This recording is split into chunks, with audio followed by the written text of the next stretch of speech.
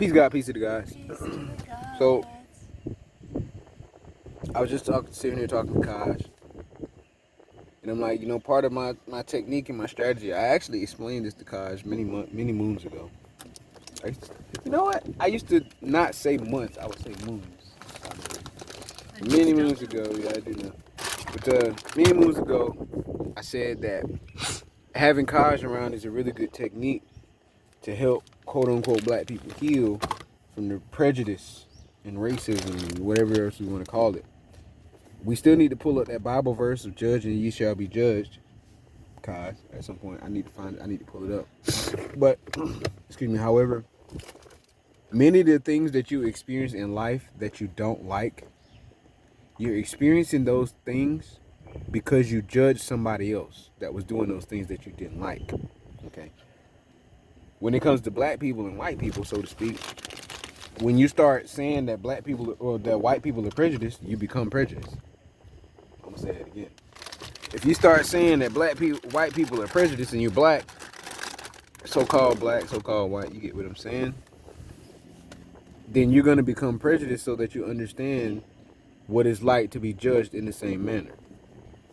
Okay, it's the Bible verse. It's backwards. The Bible verse is Matthew 7. Judge not that ye be not judged. For with what judgment ye judge, ye shall be judged. And with what measure ye meet, it shall be measured to you again. Meaning, however you judging them, however hard you are on somebody else, somebody else is they're gonna judge you just as hard. Right? We catching that correctly? Yes. And then it says, let me see. And why beholdest thou? This is Matthew 7:3 now. And why behold, King James version. And why beholdest thou the mote that is in thy brother's eye, but considerest not the beam that is in thine own eye? Yeah. So everything we were just talking about is all the same Bible verse. Yes. Matthew 7. I didn't realize that. Or how wilt thou say to thy brother, let me pull out the mote out of thine eye, and behold, a beam is in thine own eye? Thou hypocrite, first cast out the beam out of thy own eye, and then shalt and then shalt thou see clearly to cast out the mote of thy brother's eye. Anyway, Matthew 7 talks about judging and you shall be judged. So as on the God level, with this God frequency, God experience, once you judge another character, especially if it's negative, you're gonna be judged in the same way, with the same level of intensity. I said this to Solar one day on the live. I said, God is like an allowing state. Like you kind of allow certain things. When you realize that you're God, you're gonna understand that you created everything in order for you to have an opinion on it, or in order for you to feel, in order for you to have an experience. There are things in life that you created for yourself just so you can be like, I don't like that shit, or I hate that shit. That's the whole reason it exists. Just so you can be like, I don't like it. If there's a movie that you watch that you don't like, you created it just so you could say you don't like it. You need to be able to experience contrasting experiences. So the same way you would want to experience a great movie or a great person is the same way you should want to experience a not so great movie or not so great person, because it's part of the entire experience. You can't understand one extreme without experiencing the other extreme. But now back to this whole black and white thing. So like, I've heard many black people, so-called black people, and I've met many of them that will call themselves God, but then in the same breath say that they're not white people. You niggas retarded. Y'all retarded. Y'all a little slow. At the same time, with all due respect to you, besides that statement, I know that you're running a program. You're running a program. You've been programmed to think a certain way about a certain skin complexion. The main reason why you do this, the main reason why you point the finger at so-called white people, the main reason that, okay, I'm grateful. The main reason why black people like to point the finger at white people is so they can't point the finger back at themselves. It's easy to just when you got things that you need to work on and you're insecure about them and you don't want to work on them, you're just gonna point the finger. You're just gonna point the finger at everybody else and act like it's everybody else's fault. That's what black people's problem is when it comes to white people. White people this and white people that. White people this and white people that. No, look at your motherfucking self. We just read Matthew 7. What did it say? And I You can't say up, shit about white people. I pulled up the clear version, the clear English version. Do not judge, or you too will be judged. For in the same way you judge others, you will be judged. And with the measure you use, it will be measured to you. Yeah, that's really, it's just saying it real clear. Why do you look at the speck of sawdust in your brother's eye and pay no attention to the plank in your own eye? How can you say to your brother, let me take the speck out of your eye, when all the time there's a plank in your own eye? You know what? I used to say that to my mom, yo. That's my favorite verse. I used to say that to my mom. I used to be like, Mom, I know you want to help other people, and I know you like to help other people, but you really need to focus on your own health. Like, you need to be focused on you, because while you getting sicker and dying and shit, you over there helping everybody else be happy as fuck with their life, and you fucking wasting away. You know, that's what I used to tell her. In Matthew 7.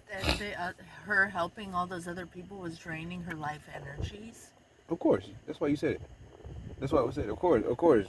Because she wasn't focusing enough on herself. And then when I seen her going through that, I was like, okay, this has got to be a pattern that I do as well, because this is my mom. So it's got to be a pattern of me not focusing on myself and only focusing on other people. And I went through that situation many times in my life. I as soon as I seen it and noticed it in her, I made a video about it on Instagram, and I was like, dang. So I could see how I'm doing the same pattern that my mom was doing. So I actually do have to focus more on myself. I have to actually be a little bit more selfish, because I'm not selfish enough, so to speak. I'm too selfless. But in the past, I should say. So but yeah, like I said, I want to stay on topic. So yeah, I noticed that when black people say that they God and everything is God, everything is energy, everything is nature, they're the observer. When it comes to white people, because of how they feel, now all of a sudden they everything in life but white people. I heard that same thing today. I was like, you know, you don't understand. I said that to that person. You know, you don't understand how much that shit doesn't make any fucking sense whatsoever. You're saying that you everything in life, but as soon as you don't like some shit, now all of a sudden it's not you. Especially and especially saying it about a whole fucking human. So my analogy I used was, do you think that a lion and a cat aren't both felines? They definitely are. Do you think that a fucking wolf and a coyote aren't canines like dogs? Definitely are. Like, they're not they can't say they're not canines, Joe. Like, get the fuck out of here. You can't say that you God, but if there's a certain quality of human that you don't like, now all of a sudden they not God and they're not a part of you. Like, that doesn't make any sense. It doesn't make any sense. So what makes me quite a bit stronger, and I'm gonna say it like that, than some of these other darker skinned people, is because I don't look at life like that. I understand that everybody is me. All of these different characters, regardless of the shade or tint of their skin complexion, they're all me. I understand that clearly. And those that don't struggle.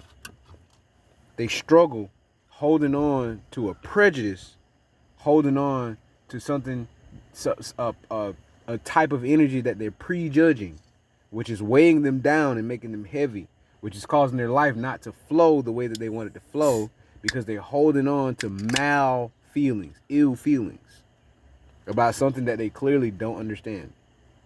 And the thing that they don't understand is themselves. So because they don't understand themselves, they want to point the finger and put the blame on another part of themselves, instead of just taking accountability. But that's the problem I have with some of you niggas. Thank you, all this, that, and above. But then when it comes to being a universal being, now all of a sudden you got a limitation. Yeah, God doesn't limit himself. Or I don't limit myself. I don't limit myself. You see, so I just understand this shit. I understand this shit on a more profound level than most. I should say. I ain't, let me. Fuck that. I understand this shit on a more profound level than most. Period. Like, I just get it. I said earlier today, you got people that will crack of this and crack of that, crack of this and this crack of that, and this white motherfucker and blah blah blah. But as soon as that same cracker or that same white person has something that they want, now all of a sudden they friends. Now all of a sudden they cordial. No. It's fake. It's fake ass, whack ass energy. You know? I done seen it a lot in this community. I done seen it a lot.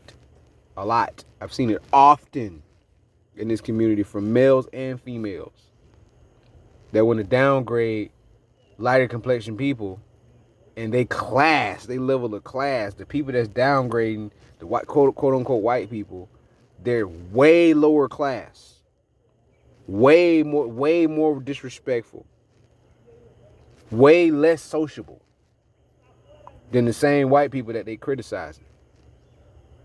It's shameful. It's shameful. See, black people got this irrational and illogical sense of pride. It's irrational and it's illogical. It's different when you have something to prove and something to show. It's different. I can understand you feeling prideful about something that you can prove. But to feel entitled and all this other shit, it's whack. It's whack, yo. You can't play the separation game just when you want to and when it benefits you, so to speak. But I want to say for the record, y'all niggas get on my motherfucking nerves saying that you ain't white people. You say you God, and then you say you ain't a white person, fuck you, because you don't know what the fuck you're talking about, and you sound like an idiot. Every time, you sound like an idiot. You don't realize what you're doing to yourself and how you're making yourself sound and how you're presenting yourself. You're not as powerful as you think you are if you think you're not something. You're not as powerful as you think you are if you think you're not something. You can't say, all right, well, I'm everything until I don't like something. Well, how do you even have the feeling or the emotion to not like it if it's not you? You're eating every experience. You're absorbing every experience, whether you're enjoying it or not. It's you. You're the observer. You're the feeler. You're the perceiver. You see?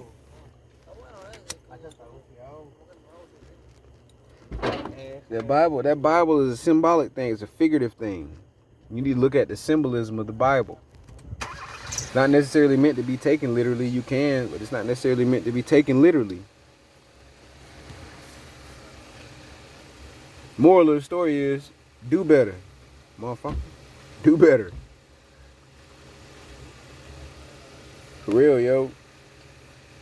My frequency is different. My vibration is different. Because I'm a lot more accepting of things that are different. Things that are not the norm, so to speak. I'm a lot more accepting of it.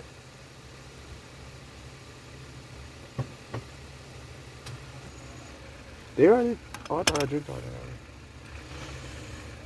So yeah, yo, like, you got anything you want to add to that? Or she just smiling real big, cheeks about to fall off the face. They smiling so hard. That's good. That's how I feel, yo. Go ahead. I do feel that way. I feel like how you describe when somebody's being totally objective and speaking your mind, and you don't even have to say anything.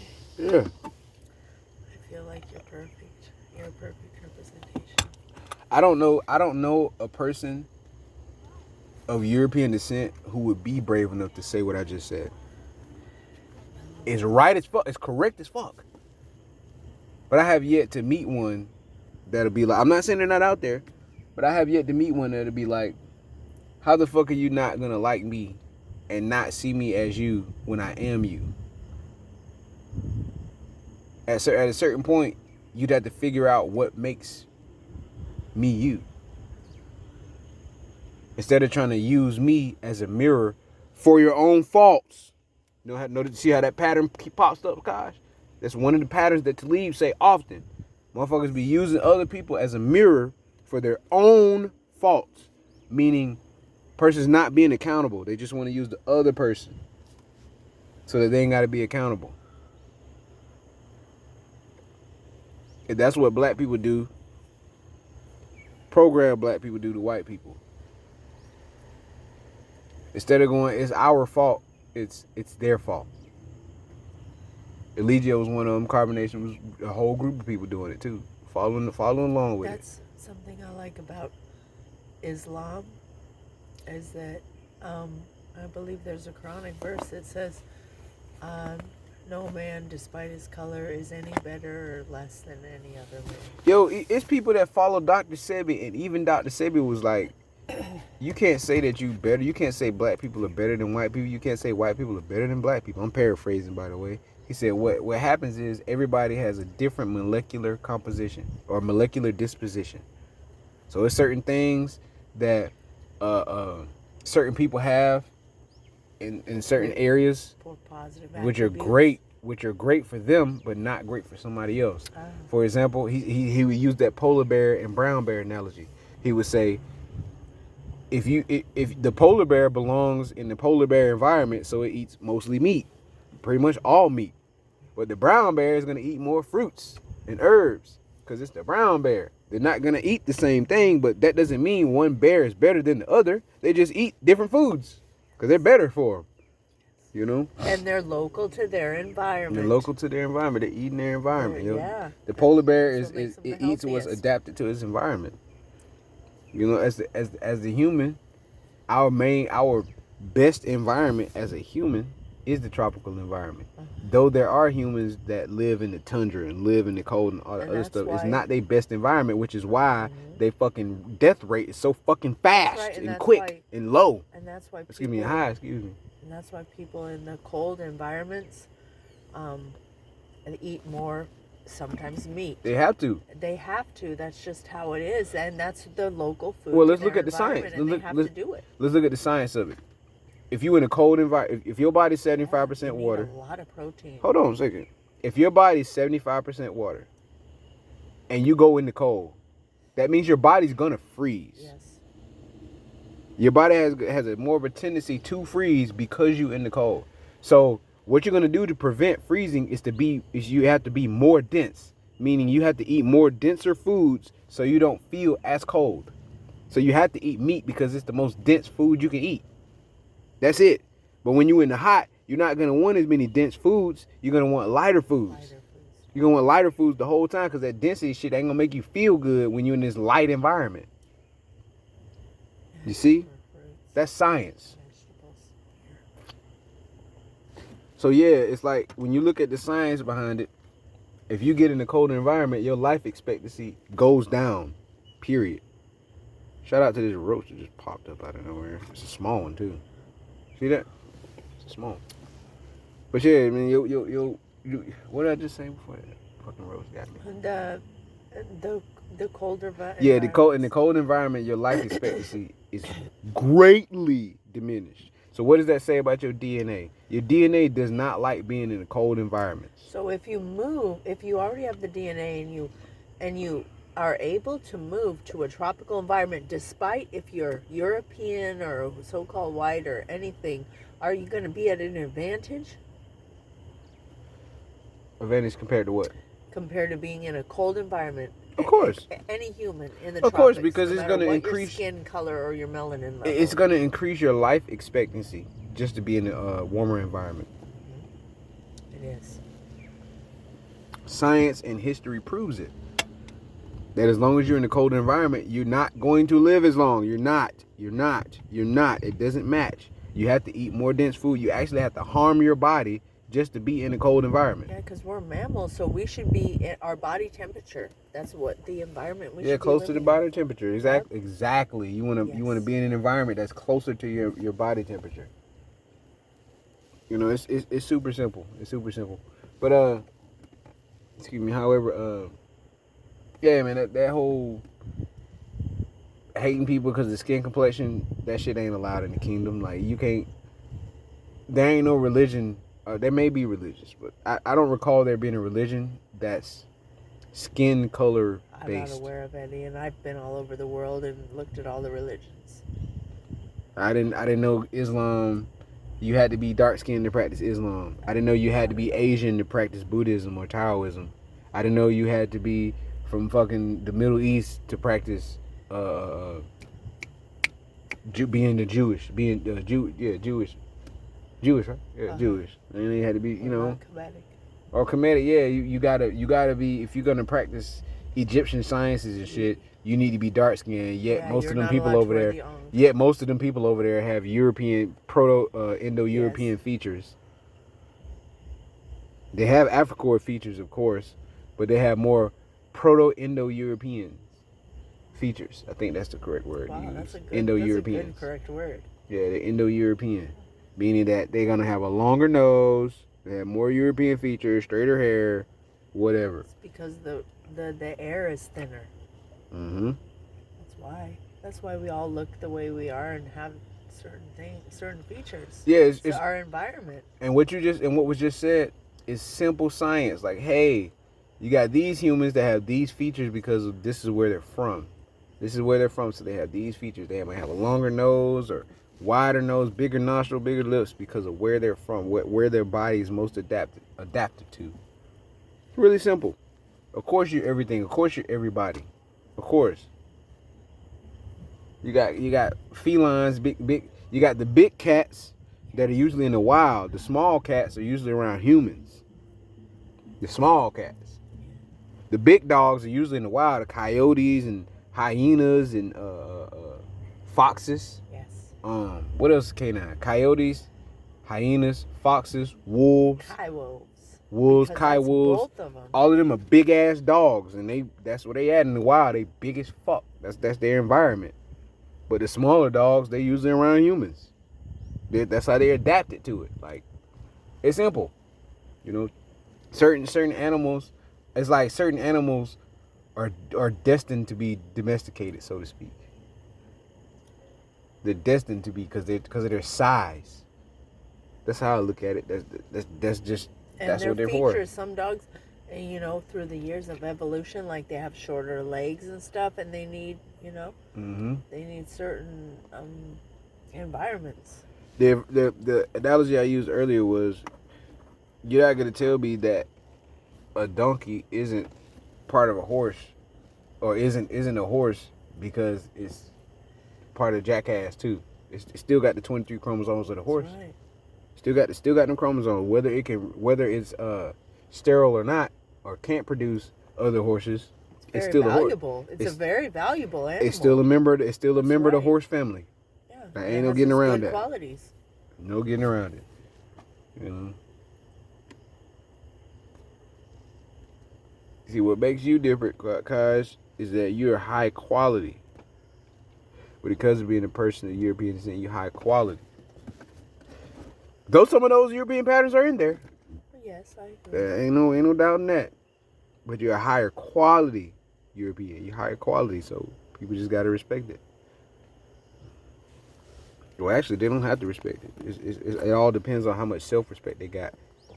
You know, when it comes to self-respect, that's how you're gonna treat people. Yes. If you respect yourself a lot. Myself, I'm gonna respect others and show them that. Of course, equally as much. Because I love myself.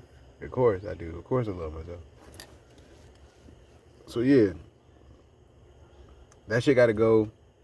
That shit ain't never gonna be allowed in the kingdom. Trying to be prejudiced. You're not finna have angels all one color, one shade, and it's not how that works, yo.